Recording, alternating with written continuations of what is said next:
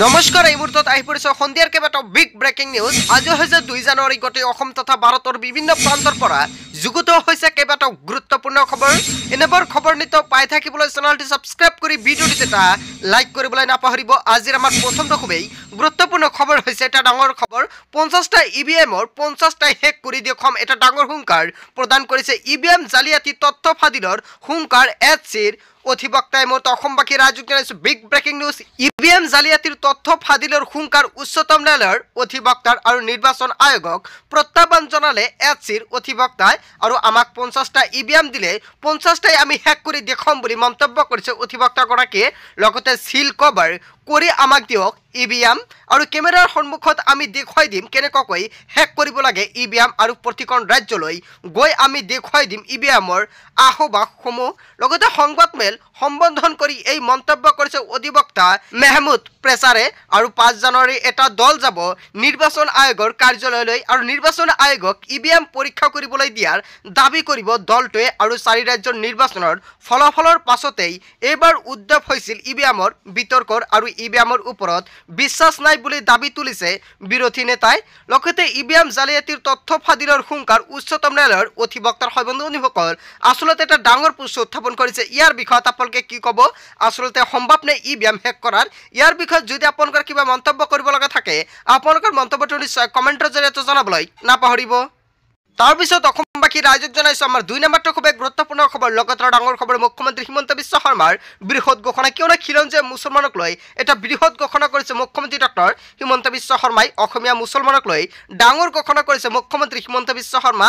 কিয়নো গাঁৱে গাঁৱে চহৰে চহৰে চলিব অসমীয়া মুছলমানৰ পিয়ল 2024ৰ ভিতৰত এই সমীক্ষা চলাই শেষ কৰিব চৰকাৰে। খিলঞ্জীয়া মুছলমানৰ অৰ্থ সামাজিক দিশৰ বাবে এই সমীক্ষা চলাব চৰকাৰে। মাদ্ৰাছা বন্ধ কৰাক লৈও ডাঙৰ ঘোষণা কৰিছে মুখ্যমন্ত্ৰী হিমন্ত বিশ্ব শৰ্মাৰ চৰকাৰ। আৰু শীঘ্ৰেই বন্ধ হ'ব 1000খন ব্যক্তিগত মাদ্ৰাছা। আৰক্ষী আৰু শিক্ষা বিভাগৰ সহযোগত বন্ধ কৰা হ'ব এই মাদ্ৰাছাসমূহ। আৰু অসমীয়া মুছলমানক লৈ ডাঙৰ ঘোষণা কৰিছে মুখ্যমন্ত্ৰী ডক্টৰ হিমন্ত বিশ্ব শৰ্মা।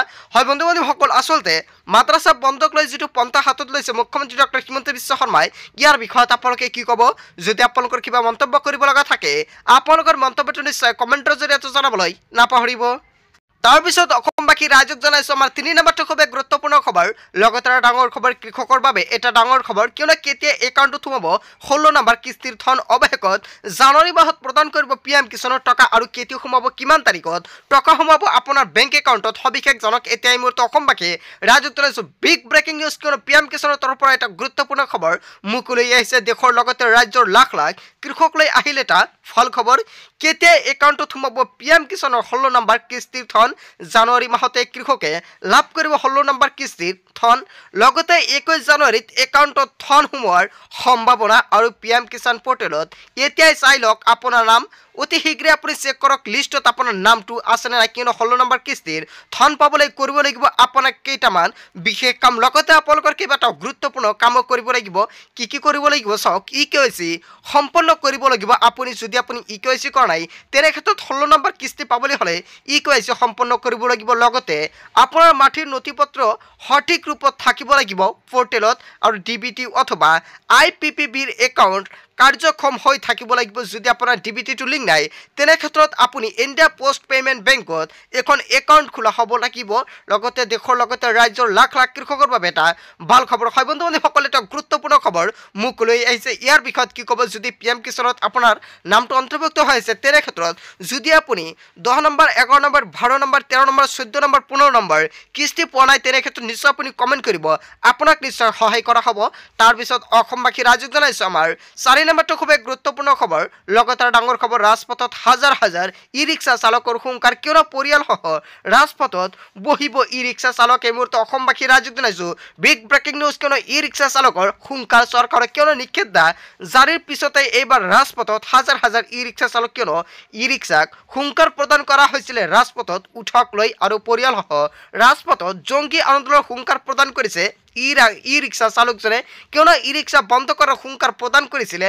লগতে ৰাষ্ট্ৰীয় ঘাইপথত ই ৰিক্সা চলাক লৈ এইবাৰ নিষেধাজ্ঞা জাৰি কৰিছিল প্ৰশাসনে। আৰু ই ৰিক্সা চালকৰ সময় বান্ধি দিছিল প্ৰশাসনে আৰু এই নিৰ্দেশনাৰ পাছতেই হাঙুৰ খাই উঠিছে ই ৰিক্সা চালকসকল আৰু ই ৰিক্সা চলাবলৈ নোপোৱাৰ বাবে আমাৰ ঘৰৰ চৌকা জ্বলা নাই বুলি মন্তব্য কৰিছে জনতাই আৰু আজিৰ ভিতৰত সমস্যা সমাধান নকৰিলে পৰিয়ালকো আনিম ৰাজপথ লৈ লগতে গহপুৰত ই ৰিক্সা চালকৰ উত্তাল প্ৰতিবাদ সৃষ্টি হৈছে নিষেধাজ্ঞা জাৰিৰ পিছতেই ৰাজপথত হাজাৰ হাজাৰ ই ৰিক্সা চালক হয় বন্ধুসকল এটা গুৰুত্বপূৰ্ণ খবৰ লগতে এটা ডাঙৰ খবৰ মুকলি হৈছে ইয়াৰ বিষয়ত কি ক'ব আচলতে ই ৰিক্সা ৰাজপথত ওলাব লাগে না নাই ইয়াৰ বিষয়ত যদি আপোনালোকৰ কিবা মন্তব্য কৰিব লগা থাকে আপোনালোকৰ মন্তব্যটো নিশ্চয় কমেণ্টৰ জৰিয়তে জনাবলৈ নাপাহৰিব তাৰপিছত অসমবাসী ৰাইজক জনাইছো আমাৰ 5 নম্বৰটো খুব গুৰুত্বপূৰ্ণ খবৰ লগতে ডাঙৰ খবৰ 15 দিনৰ মূৰে মূৰে মুখ্যমন্ত্ৰী মাৰিব এন্ট্ৰি সাধাৰণ লোকৰ পৰা কোনেও খাব নোৱাৰিব টকাই মোৰ অসমবাসী ৰাইজক জনাইছো আন এটা বিগ ব্ৰেকিং নিউজ কিয়নো মুখ্যমন্ত্ৰী হিমন্ত বিশ্ব শৰ্মাৰ বৃহৎ হুংকাৰ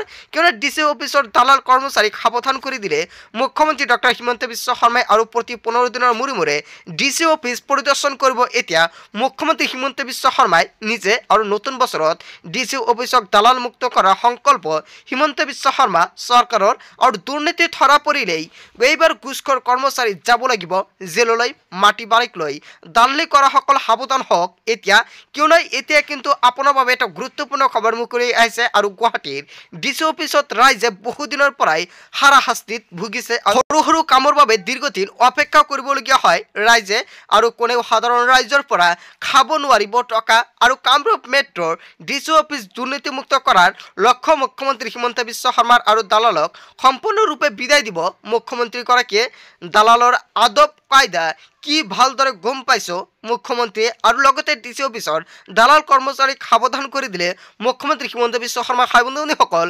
মুখ্যমন্ত্ৰী হিমন্ত বিশ্ব শৰ্মাই এটা ডাঙৰ পন্থা হাতত লৈছে ইয়াৰ বিষয়ত আপুনি কি ক'ব যদি আপোনালোকৰ কিবা মন্তব্য কৰিব লগা থাকে আপোনালোকৰ মন্তব্যটো নিশ্চয় কমেণ্টৰ জৰিয়তে জনাবলৈ নাপাহৰিব তাৰপিছত অসমবাসী ৰাইজক জনাইছো আমাৰ 6 নম্বৰটো খুব গুৰুত্বপূৰ্ণ খবৰ লগতে ডাঙৰ খবৰ আমি আমাৰ মছজিদ হেৰুৱালো আৰু ৰাম মন্দিৰ উদ্বোধনৰ পূৰ্বে ওয়াসিৰ বিস্ফোৰণ মন্তব্য এই মুহূৰ্তত অসমবাসী ৰাইজক জনাইছো আৰু এটা বিগ ব্ৰেকিং নিউজ কোনে এটা গুৰুত্বপূৰ্ণ খবৰ মুকলি হৈছে ৰাম মন্দিৰ উদ্বোধনৰ প্ৰেক্ষণত এইবাৰ আসাদুদ্দিন ওয়াসিৰ বিস্ফোৰক মন্তব্য কিয়নো আসাদুদ্দিন ওয়াসিৰ মন্তব্যক লৈ দেশজুৰি বিতৰ্কৰ সূত্ৰপাত সৃষ্টি হৈছে কিয়নো আমি আমাৰ মছজিদ হেৰুৱালো বুলি মন্তব্য কৰিছে আসাদুদ্দিন ওয়াসিয়ে আৰু যি ঠাইত আমাৰ মছজিদ আছিল সেই ঠাইত এতিয়া কি কৰিছে চাওক আমি সেই ঠাইত 500 বছৰ কোৰআন নামাজ আদায় কৰিছিলো আৰু সেই ঠাই এতিয়া আমাৰ পৰা গুচি গল মছজিদসমূহ সুৰক্ষিত কৰি ৰাখক যাতে কোনেও আমাৰ পৰা কাঢ়িব নোৱাৰে আৰু ৰাম মন্দিৰ উদ্বোধনৰ প্ৰেক্ষণত আসাদুদ্দিন ওয়াসিৰ বিস্ফোৰক মন্তব্য হয় বন্ধুসকল আসলতে আসাদুদ্দিন ওয়াসিয়ে কেইবাটাও গুৰুত্বপূৰ্ণ মন্তব্য কৰিছে ইয়াৰ বিষয়ত আপোনালোকে কি ক'ব যদি আপোনালোকৰ কিবা মন্তব্য কৰিব লগা থাকে আপোনালোকৰ মন্তব্যটো নিশ্চয় কমেণ্টৰ জৰিয়তে জনাবলৈ নাপাহৰিব সো বন্ধু-বান্ধৱীসকল আজিৰ মোৰ ভিডিঅ'খনত আপোনালোকক কিখিনি সৰু কেইটামান ইনফৰমেশ্যন দিবলগীয়া আছিল ভিডিঅ'টি ভাল লাগিলে লাইক কমেণ্ট শ্বেয়াৰ কৰিব আৰু যদি এতিয়ালৈকে চেনেলটি সাবস্ক্ৰাইব কৰা নাই তেন্তে এনেকৈ নতুন নতুন ইনফৰমেটিভ তথা হেল্পফুল ভিডিঅ' পাবলৈ হলে চেনেলটি সাবস্ক্ৰাইব কৰিবলৈ নাপাহৰিব so thank you for watching full video'